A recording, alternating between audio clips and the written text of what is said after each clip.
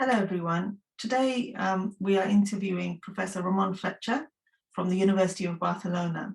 Ramón, thank you for joining us today.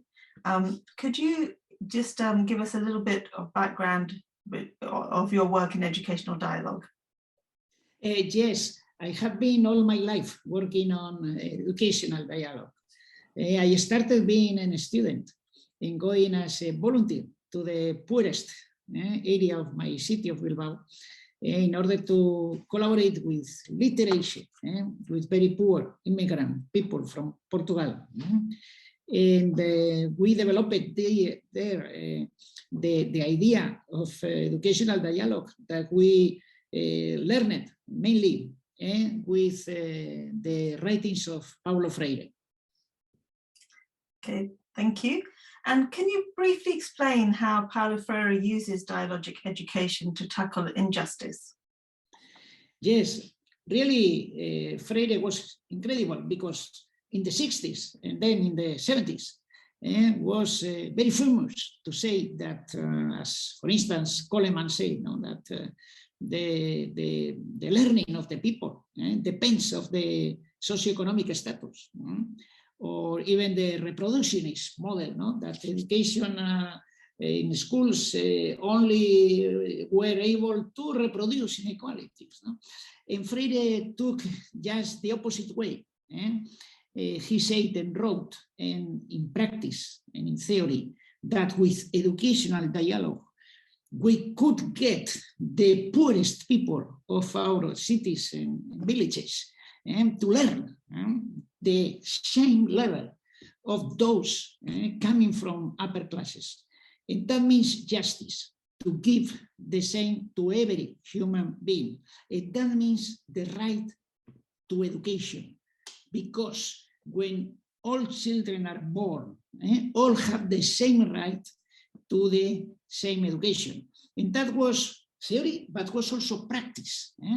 In the practice with this educational dialogue, we are making justice for all, not only for a few. Okay, thank you for that. And so could you tell us a little bit more about the work that you've been doing, building on the Freirean legacy, your work with marginalized communities in Europe, particularly in terms of this idea of cultural intelligence and successful educational actions? Yes, that was elaborated jointly with Paulo Freire and other friends. At this time, put an example of this moment. We are reducing the coronavirus, the COVID. Thank you to receive the vaccines that come from the scientific research, like the excellent women Caricó. So the same we thought with Paulo Freire since 1987 to do in education, just to implement with all people, rich people, but also the most poorest people, the ways, the actions, educational actions that have scientifically demonstrated that they get the best results. And those are the successful educational actions, but based not in deficit theories, not in the idea that poor people has less possibilities to learn or less intelligence or less motivation than the others, but through cultural intelligence, to show those people, those poor people, as the people who have the same intelligence that myself, that I went to the higher school of more rich people, but they have the same. And we quoted very much a writing by the poet García Lorca, who said that poor people, illiterate people talking, create metaphors that are as elaborated, as difficult as the ones created by the most important writers in the world. Okay, so from what I'm hearing, you're saying that people from all different backgrounds are able to engage through metaphor, and various levels of thinking, and that this is not to do with your socioeconomic background, but it's to do with having the opportunity to engage. So could you talk a little bit more about I know there was one project you did with the Roma community, and you involved the community very much in the learning. So could you explain that a little bit to us? Yes, we have done that. For instance, in one case that was published by Cambridge Journal of Education, but we are doing that also now in different countries, now in the poorest area of Portugal with Roma people, and I have done all the time, and this I like to do by myself, by going, no? Because usually in these areas of the poor Roma people, all that have been done by institutions is through the deficit theory, no? Is not understanding that they have cultural intelligence, no? And with some idea of feeling scared to be there, no? When this happened, I go directly to this area, and I go, if there is a bar, to a bar. If there is not a bar, to the street, and I start to talk to them. And when I talk to them directly, openly, they say that they have the same interest for learning that all the others, but they do not trust that in those schools that they have, they will get that, no? So I told them, I am learning a lot from you, and let's go. Sometimes I sleep in their houses, on their favelas, no? And we have dinner and so on, and I start to appreciate everything they do that I am not able to do, because I am very good in thinking, in education, but in no many other things that they are much better than me. For instance, singing, or for instance, creating popular metaphors. They are much better than me, and I told them that. No? So this creates the base to trust one each other. And we start from this a new education, like Freire did, the new dialogic education based on justice, based on the idea of equality. All human beings have cultural intelligence without limits. And the success start, and then after transforming education, we transform the whole area in health, in housing, and everything. Okay, so what we're saying is that it's working with the community. So the communities are bringing they're contributing their cultural understanding, their knowledges to the educational processes. And from what I understand, some of these successful educational actions that you put in place are things like dialogic literary gatherings and interactive groups. Could you just talk us through a little bit about how these kind of forms of education bring the community into the schools? So the schools are working in partnership with those communities, and the children are valuing not just the education they're receiving in school, but they're also valuing the education they're getting at home through their own cultures. Yes, in the most poorest communities, after talking to the people, I go to talk to the teachers, and I am answering to the problems the teachers are really living. No?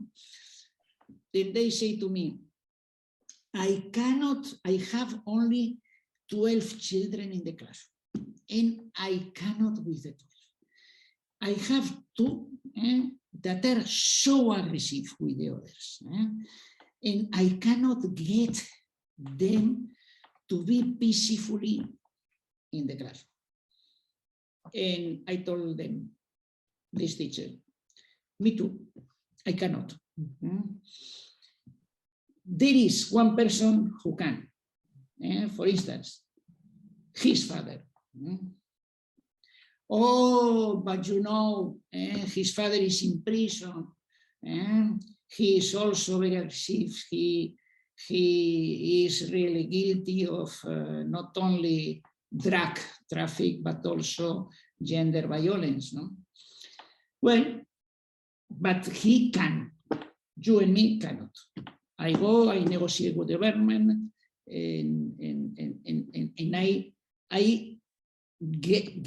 got in that case that the government allow him to go out the prison some hours, to come into the classroom, to maintain the discipline with his child.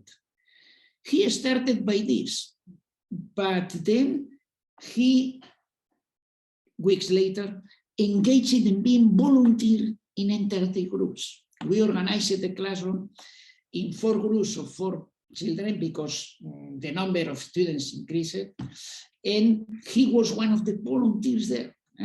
Not to teach them, he didn't went to the school, just to dynamize, no, and maintains the dynamics of open dialogue, egalitarian dialogue among the children. And then he started to study, to study literature, and they finished talking in the European Parliament, no, and saying them that even with people like him, the transformation was possible. I love to do this work. It's really very satisfying for every one of us that want to transform society.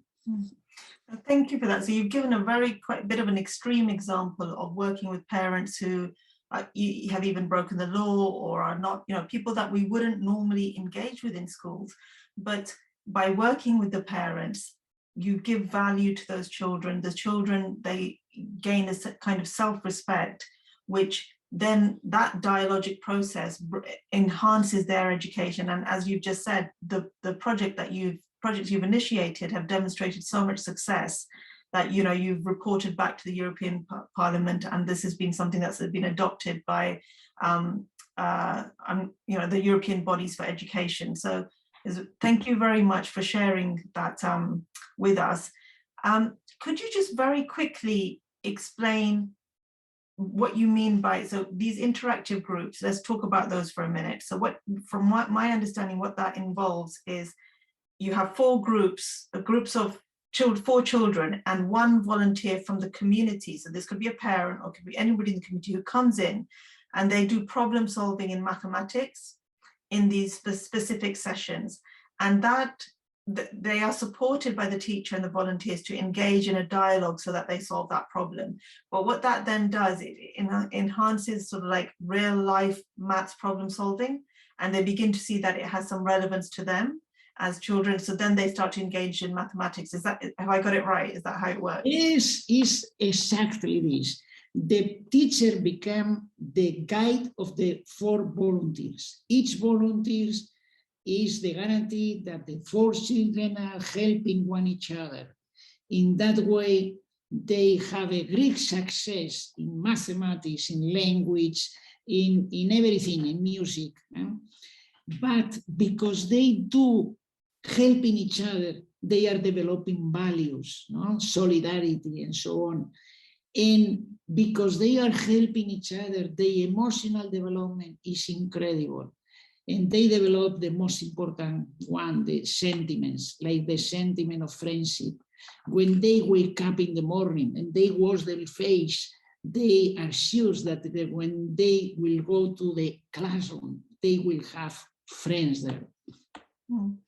Thank you so much, Professor Flecha, for sharing this with us, and it's hopefully going to help our students think through how dialogue can be used in schools to go beyond just learning, but more to do, as you're saying, with personal, social, and emotional development, to do with building communities of learning, communities of justice, and with addressing social problems. So thank you so much for that. I admire the work you are doing in this course. Thank you. Bye.